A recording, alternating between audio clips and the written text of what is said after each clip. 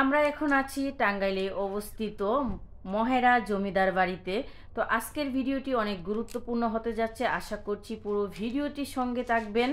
আর আমরা প্রথমেই ঢুকবো হচ্ছে মিউজিয়ামে। আজকের এই ব্লগে দেখাবো এই জমিদার বাড়িতে মিউজিয়ামে আসলে পুরনো জমিদারদের আমলের কি কি জিনিসপাতি আছে, আসবাবপত্র, আসলে সেগুলাই আমরা আজকের এই ব্লগে দেখাবো। আশা করব পুরো ভিডিওটি সঙ্গে থাকবেন। আসসালামু আলাইকুম, হ্যালো এভরিওয়ান, সবাই কেমন আছেন? স্বাগত জানাচ্ছি নিউ আরেকটি ব্লগে। তো আমরা এখন এই যে বিল্ডিংটা, প্রাসাদটা দেখতে পারতেছেন, এটা হচ্ছে একটা মিউজিয়াম। এই মহেরা জমিদার বাড়ির একটা এই যে মিউজিয়ামটা, এই মিউজিয়ামে আমরা আসলে এখন গিয়ে ঢুকবো। আর এখানে আছে অনেক ঐতিহাসিক আসবাবপত্র যেগুলা জমিদারদের ব্যবহৃত এবং যারা জমিদাররা ব্যবহার করছে, এবং ব্রিটিশ আমলের কিছু জিনিস। এই যে একটা দোলনা দেখতে পারতেছেন, এটাও জমিদারদের। আর ওইদিকে হচ্ছে অসংখ্য রাইফেল এবং আসবাবপত্র রাখা আছে জমিদারদের ব্যবহৃত এবং ব্রিটিশ আমলের। তো এই মহেরা জমিদার বাড়িটি বর্তমানে আছে পুলিশের আন্ডারে। এটি একটা পুলিশ প্রশিক্ষণ ডিপার্টমেন্ট হিসাবে এই জায়গাটি আছে, এবং সে একই সঙ্গে দর্শকদের জন্য উন্মুক্ত করে দেওয়া হয়েছে। এখানে জনপ্রতি ঢুকতে গেলে 100 টাকা করে টিকিট। আর ভিতরে যদি আপনি কোনো রাইডে চড়তে চান তাহলে সেটা আলাদাভাবে টিকিট কেটে নিতে হবে। কিন্তু এই মিউজিয়ামে ঢুকলে কোনো টাকা লাগবে না, এটা জাস্ট আপনি গেটের থেকে যেই টাকাটা দিয়ে টিকিট কেটে ঢুকবেন এটাই দিয়ে যথেষ্ট। এই মিউজিয়ামে ঢুকতে গেলে কোনো টাকা লাগে না, আপনি এখানে ঢুকে ইচ্ছা মতনে আপনি আপনার মতো করে এখানে জমিদারদের যে অনেক ইতিহাস রয়েছে সেগুলোর চার্ট দেওয়া আছে। তো ওইগুলো আসলে আপনারা দেখে নেবেন চার্টগুলা, তাহলে এই জমিদার বাড়ির সম্পর্কে আপনারা অনেক কিছু তথ্য জানতে পারবেন। আমি হয়তো অন্যদের মতো এত ভালোভাবে ভিডিও করতে পারি না, তবু আমি যখন এই ইতিহাসগুলো পড়তেছিলাম আর ঘুরে ঘুরে দেখতেছিলাম, সত্যি আমার কাছে অনেক ভালো লাগতেছিল যে এই প্রজন্ম এসেও আমি যে এরকম কাছ থেকে যে ব্রিটিশ আমলের কিছু জিনিস বা তাদের ইতিহাসের কথা জানতে পারবো, সেটা সত্যি আল্লাহর কাছে অশেষ শুকরিয়া আদায় করছি যে আমি আসলে দেখতে পারতেছি। এখানে যে জমিদাররা ছিলেন তারা ছিলেন দুই ভাই, তারা নাকি লবণের ব্যবসা করতেন। তারা ছিলেন সম্ভবত ভারত থেকে বাংলাদেশে এসে ব্যবসা শুরু করেন এবং তারা এখানে জমিদারি শাসন কায়েম করেন। একটা পর্যায়ে যুদ্ধের কালের এই বাংলাদেশে এই প্রাসাদের পিছনে এখানকার 5 জন লোককে নিয়ে হত্যা করা হয়েছিল। তো তখন নাকি ওনারা খুব কষ্টে এখানে দিন কাটাইছিল, ওনাদের ভালো লাগতো না। তো অনেক দিন পরে তারা হচ্ছে আবার এখান থেকে চলে যায়। কোথায় যায় সেটা আমি জানি না, অবশ্যই এখানে দেওয়া আছে, তো আমি এখনো দেখি নাই। তো আমি বলবো যারা এখনো এই মহেরা জমিদার বাড়িতে আসেন নাই, দেখেন নাই, আপনারা আসবেন। এটি এখন একটা পুলিশ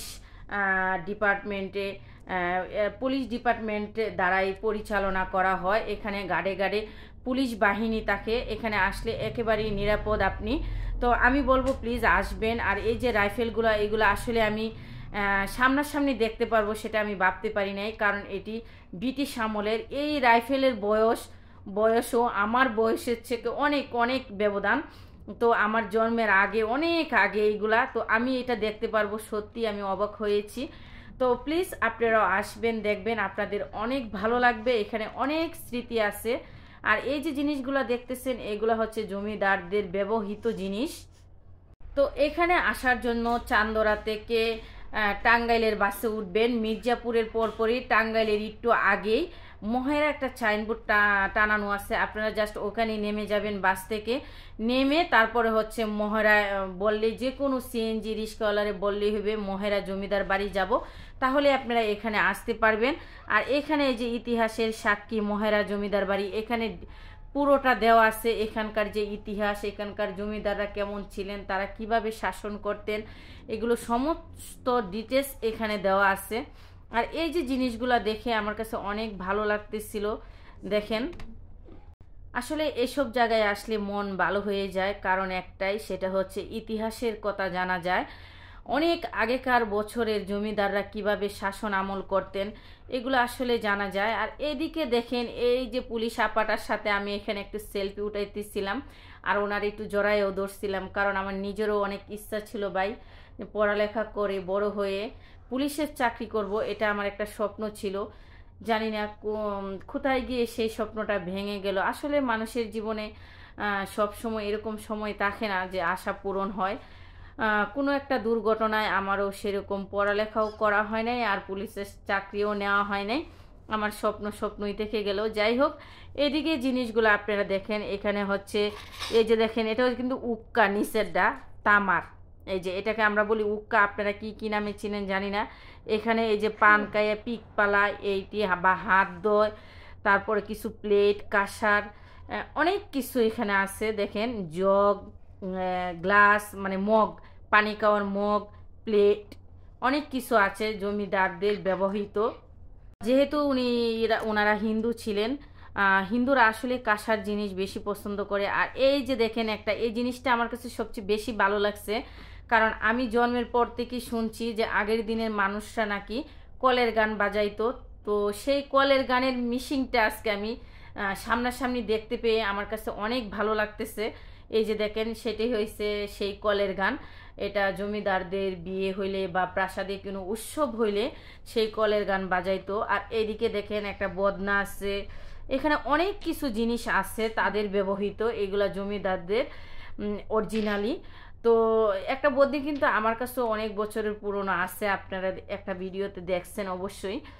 তো এদিকে হচ্ছে এই যে দেখেন, এদিকে এই যে কলের গানটা সিফাতের আব্বু আবার গিয়ে দেখতেছিল, তার কাছে অনেক ভালো লাগতেছিল। আমার আজকের ভিডিওটি কেমন লাগলো অবশ্যই কমেন্টের মাধ্যমে জানাবেন। আর যদি ভালো লাগে প্লিজ আমার চ্যানেলটি সাবস্ক্রাইব করে আমার পাশেই থাকবেন। আমার এই চ্যানেলটি একেবারেই নতুন, আর আমার এই চ্যানেলে মূলত ঘোরাফেরা, খাওয়া দাওয়া, আমার যে ডেলি ব্লগগুলো আমি কি করি না করি, এই ভিডিওগুলাই আসলে আমি এই চ্যানেলে দেই।